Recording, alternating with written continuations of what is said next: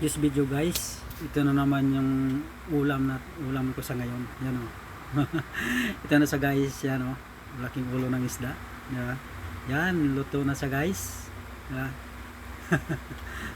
No, ito na sa guys, luto na. Yan, naka-ready na siya, ready to eat na, di ba?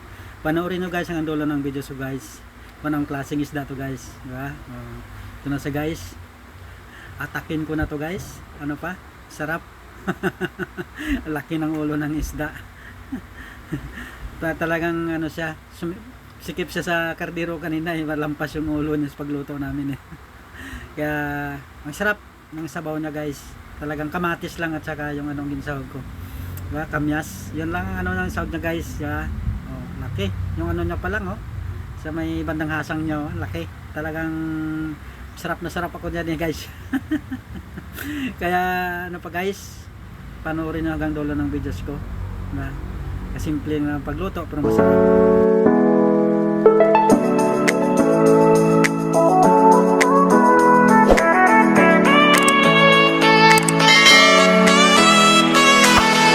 Happy Sunday, araw na naman ng pagluluto. Diba? Hindi muna kami na ganun yan guys, nagsimba. Kasi next week na naman kami magsimba ulit sa next Sunday ulit. Yan. So guys, kasi may ginawa ako sa bahay. Yan, diba? Magluluto muna ako guys. Ito, yan o, isda. Ulo ng ano yan guys, ulo ng yellowfin. Malaking ulo ng yellowfin guys. Mahigit siya 1 kilo. Diba? Mga 1 kilo at 1/4 yun ng ano na kanina. Yan guys, nagpakulo lang kami ng tubig. Yan siya o, diba? Kasama ko yung misis ko. Yun. Na ano na namin, pinas-forward na namin guys. Yan, pinakuluan namin ng maigi para lutong-luto talaga siya, di ba? Kamatis lang niya at saka ano guys, kamyas yung hinalo namin. Kaya ang sarap ng sabaw niya, medyo maasim-asim ng konti at saka ano, talagang ano siya, masarap yung sabaw niya. O, di ba? Kaya pinapakuluan namin ng maigi. Ito na sa guys, nilagyan namin ng sibuyas dahon. Kasi masarap pag may sibuyas dahon eh, di ba? O, na. Puro luto na to guys, ready na ano, isi-serve na natin to. Umpisahan na natin, di ba? Kasi parang takam na rin ako eh, ano oras na eh, di ba? Sarap, ang sarap ng ulam ngayon, kahit isda lang puro sulit na naman ang lasa, di ba?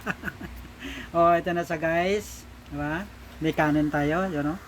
Nilagay ko na sa kwan yung ano, kasirola. Di ba? Para kasi malaki yung isda eh, mahirap na lagay-lagay pa sa ano. Mas maganda okay na yung nandyan sa kasirola, di ba? Kukuha lang ako ng kayang kainin, di ba? Just dasal muna tayo, guys.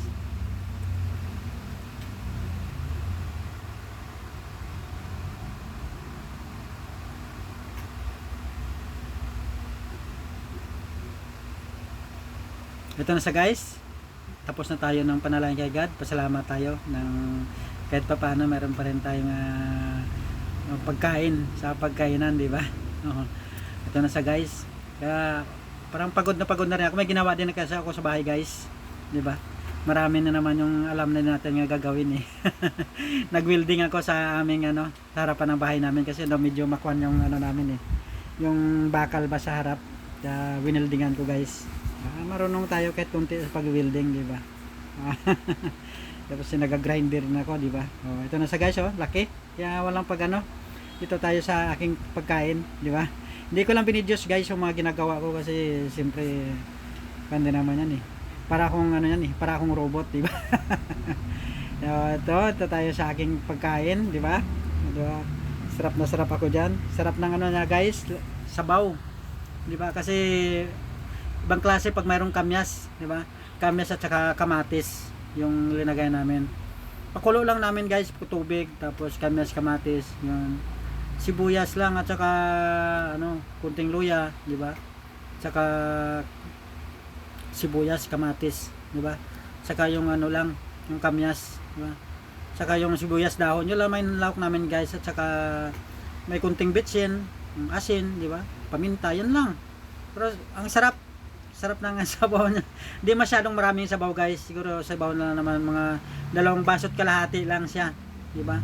Yung talagang pangluto lang talaga sa kanya. Diba? Kaya masarap kasi yung ulo ng isda, lalo pag malaki. Yung ulo niya yung masarap. Kaya kalimitan ka mga binibili dito guys. yung ulo. Parang nakaganyat din ako, may bumili din kasi, tapos bumili din. Nakita ko doon sa ano, Talipapa. Kaya hindi na kami pumunta ng palengke, sa Talipapa na lang kami bumili. Meron na namang isda sa Talipapa eh. Pero pag minsan, pag yung mga hindi mo nagustuhan, yun, mapipilitan ka talaga pag pumunta ng palengke. Kaya to guys, tingnan mo naman yung mga ano ko, yung mga mahihilig sa mga ganitong luto, yung mga malaking ulo ng isda, di ba? Shout out sa inyong lahat. At saka kung pwede naman guys, pa-subscribe naman sa aking kunting channel sa YouTube at saka sa Facebook. Di ba? Roll Salvador. Di ba? Yun lang naman ang ano ko guys.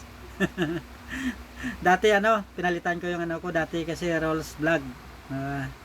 Tapos naging Roll sa channel, tapos yun, naging Roll Salvador na. Kasi maraming kapangalan guys, di ba? Kaya hirap naman, marami tayong kapangalan sa ano. Nanginginig pa yung kamay ko guys. Pasmado na talaga, iba na talaga pag ano, di ba? Nanginginig yung kamay. Pasmado na, iba na talaga, di ba? Ganyan talaga pag nagkakaedad na, di ba? Lahat naman tayo, di ba? Kaya ganun talaga. Sarap pati yung ano, yung ano niya, yung atay ng ano, tsaka yung panang ano, sarap, malinamnam yung ano niya, di ba? Pati yung ano niya. Sulit.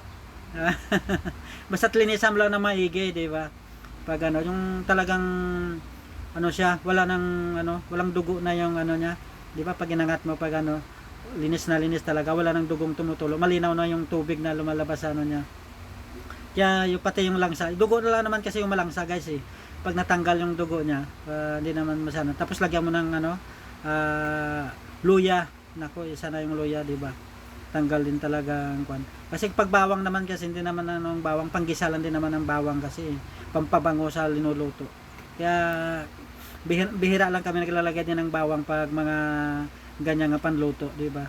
Kasi hindi naman ginigisa eh. Pag gisa talaga, di talaga mawala yung bawang kasi mabango talaga yung bawang guys, lalo pag marami yung bawang nilalagay, tapos naga golden brown siya, nako talagang ano ka.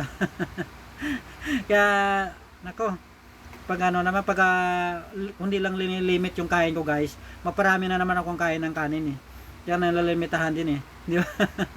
Kaya control lang din sa kain, di ba? Ganun lang naman tayo eh, yung mga pagkain din naman kasi pag nasubrahan naman tayo kasi, di ba? Yun ang pinagmumula na tataas yung sugar, ganyan, di ba? Kaya kwan tayo. Tapos lalo pag mga laging mamantika, di ba? Cholesterol, ganyan. Okay lang naman kapag bata ka pa naman, di ba? Hindi pa masyadong mano pag bata pa. Pero pag medyo paglampas mo na ng 40, yun na, ano na, mag-limit-limit ka na ng kain, di ba? Di naman tayo doktor, pero di ba, mayroon din naman tayong kwan, di ba? Kasi kahit manood ka sa mga ano, sa mga ibang palabas. So ito na sa guys. Di ba? Tapos na ako. Ako ay magpaalam na. God bless you all sa lahat. Next video ulit. Bye-bye.